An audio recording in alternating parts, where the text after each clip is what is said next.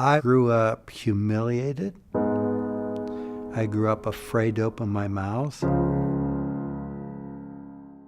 I'm a stutterer. I said my first understandable word at 4. I went to speech school for many years. They actually taught me where to put my tongue in my mouth and how to make sounds. So part of what happens, if you could remember your own childhood, is that when people are different, they're made fun of. And so I spent most of my childhood with kids making fun of me, laughing. Got elementary school, where the kids on the street were mocking me, and I came running home crying. And it's just like, oh, this comes up and it wells up inside of me. It says, Mom, they're just all laughing at me. They're just making fun of me. I can't see anything without them laughing at me. And my mother wrapped my arm around me. She goes, Jim, the world is cruel. It will always be cruel. And as long as you allow others to define you, you're their slave. So I excelled at sports because I wanted to prove to them I was better than they were. I excelled at education because I wanted to prove I was better than they were. My life was wrapped around proving I was better than, but every time I opened my mouth, I demonstrated I wasn't. Though I was voted happiest-go-luckiest kid in the school, I don't think anybody had any idea how very desperately lonely I was. And even people who were my closest friends, I had one, my best friend actually, in 11th grade. I was asked to stand up and give an answer in history class, and as was my method, I got up and stuttered. And there was a group of guys on the back wall who just, back of the room, just all burst out into laughing. And I turned around and looked, and my best friend was in the midst of them. Yeah, and I really chewed him out afterwards. He says, I just got caught up, but I learned that day, it's just like, you can't trust people. I got to college. I finally got to the point where I just kind of gave up, and my best friend, the one that laughed at me, he was now into dealing drugs, and he kept trying to get me to do drugs, and I thought, oh, heck, I don't care. And started doing certain things with him, and went looking for a guy. I heard there was a guy on my dorm floor, his name was also Jim, who was the biggest drug dealer on campus. I thought, man, I am in.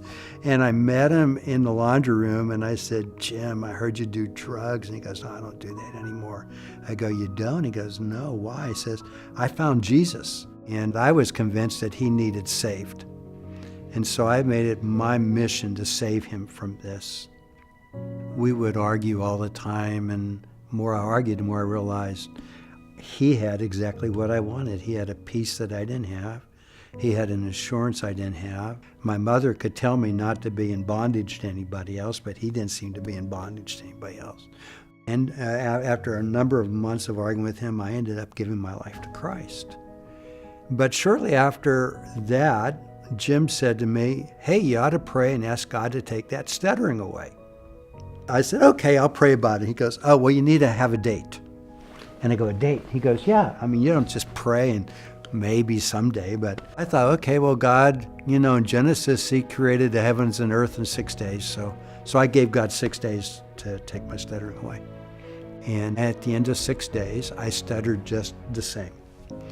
And for me, probably the greatest act of faith I've ever done, more than giving my life to Christ originally, though that was a huge act of faith. When that night, I said, God, if you want me to be a stutterer, I will embrace it. And rather than fighting it, rather than resenting it, rather than being angry over it, if you want me to be a stutterer, I'll be a stutterer. And that was my prayer that Saturday night. And Monday morning, we were walking to class, and the friends that I was walking with, they all fell back. And I turned around and I said, hey, what's up? Why did you fall back? Did I not use dial? You know, they laughed, and they said, no, you're not stuttering. And I said, I'm not. And they go, no, you're not. What happened? So I told them the story.